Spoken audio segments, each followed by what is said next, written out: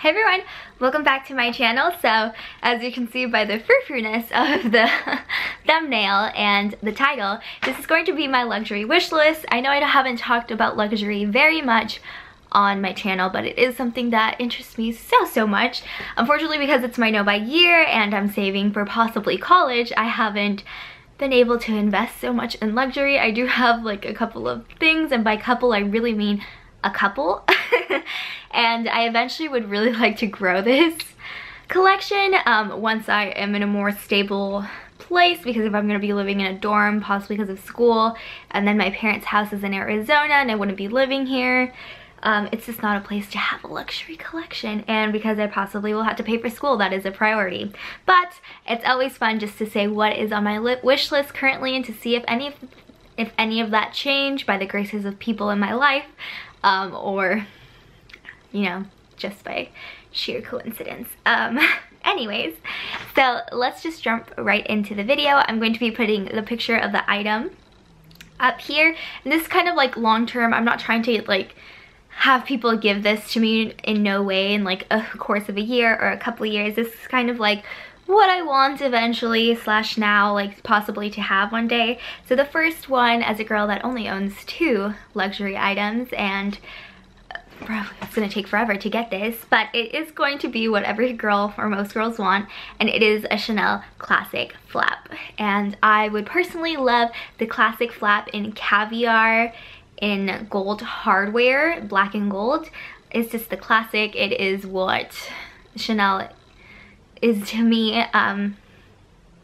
Although I really would like to get this if I ever go back to Paris, just because it is cheaper to buy luxury in Europe, just because you don't have to pay for imports. It comes from that country itself, and if you're a tourist, you don't have to pay taxes on it. There's a lot of things that you have to do, but it is just my dream bag. Like, this is like what little Renee has always wanted. So if I ever go back to Paris, which is in the talks for like a honeymoon, granted in like 6 years time, that is totally what I'll be purchasing for myself.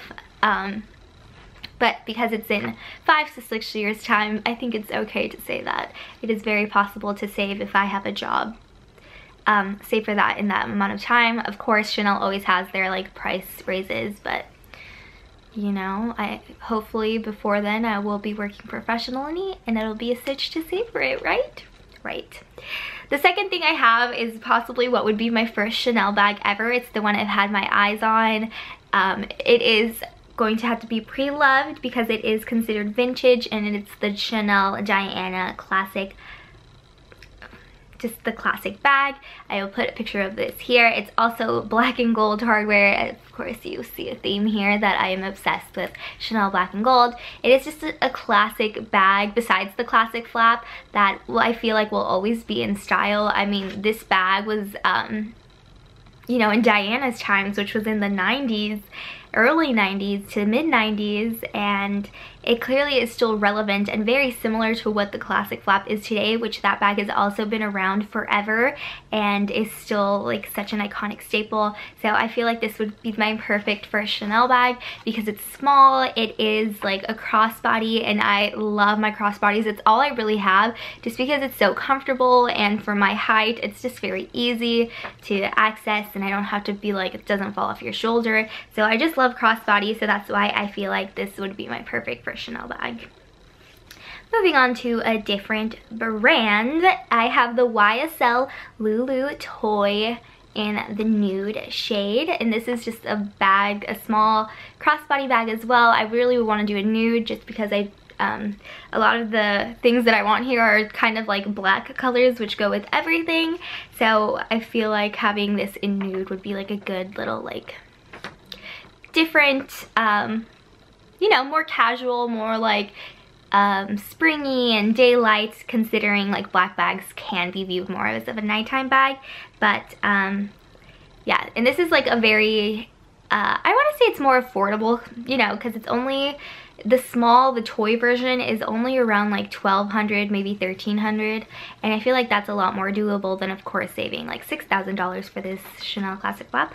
But it is a bag I would eventually like to have, just because again, it could be worn crossbody, it could be more of like a clutch type of style, and because it's more of a casual feel to the bag, I feel like it would be more of an everyday bag when considering like a Chanel bag. Like I would baby that. That would be like my, like, oh, I want to feel like super luxe today, or oh, like I'm going out and I want to feel special type of bag. I also have on here the YSL wallet on chain. I don't know if this is going to be very long on my wish list. Well, I do think it's pretty and it's perfect for like a night out or a nice event and all of that stuff. Like, you know, I don't know if I'm really going to be doing much of that later on in my life. So while it is something nice that I would, you know, I like right now, I don't know if it's something I'll ever like bring myself to purchase. Like I have other things that I'd rather buy before it, but I have always kind of lusted after this bag as well, just because it's classic. Saint Laurent is, I keep saying YSL because it has the YSL logo, but technically they're Saint Laurent now. I do feel like this is kind of like a younger type of clutch for, you know, in my thoughts, I feel like this is a younger looking clutch, and so I don't know how long I'm going to be into this, but it is something that is currently on my wish list. And the next one, this is like a very controversial one. I have the Louis Vuitton Pochette Métis. I freaking love that bag, and I've only fallen in love with that bag, I think this last, like towards the end of 2018. It is so hard to get your hands on the monogram version, and I don't really like the monogram print that much. Like it depends on the type of style of the bag, but on the Pochette Métis is definitely one I would lust after. It is quite pricey for, again, it's a crossbody bag, so that is my favorite type of style of bag, but it's just impossible to get your hands on, and I don't really want to purchase this secondhand because the Pochette Métis has had a lot of problems. I have looked into like the Pochette Métis and the leather, and the ones that kind of call to me are like the two nude ones. It's like a white and like a beige, and then the lighter pink one, but I would like to get my hands on a brand new, just a monogram Pochette Métis. And you know, the more I look at it, the more I'm kind of considering in the reverse monogram, but I just want the monogram. But then with all the issues that it has, who knows? And that's why I'm scared to buy it secondhand. Like even if it's not within like the recall dates, a lot of them still have issues even past that. So it's like a very like iffy bag. But then I'm not super, because I don't own a lot of because I don't own a lot of luxury products, I don't look into like, oh my god, is there a crack, unless it's like a very big issue where it's like noticeable. But I feel like some of the issues on it, while it's minor, I feel like people who are super into like luxury and having everything look perfect and pristine are the ones that really like get upset over maybe minor defects in the bag. I just don't feel like that would be me. But then again, I haven't spent my money yet on, sorry if the lighting's changing, the sun is hiding behind clouds, but because that hasn't been me yet, like the most I've ever spent on stuff is like Michael Kors and Kate Spade.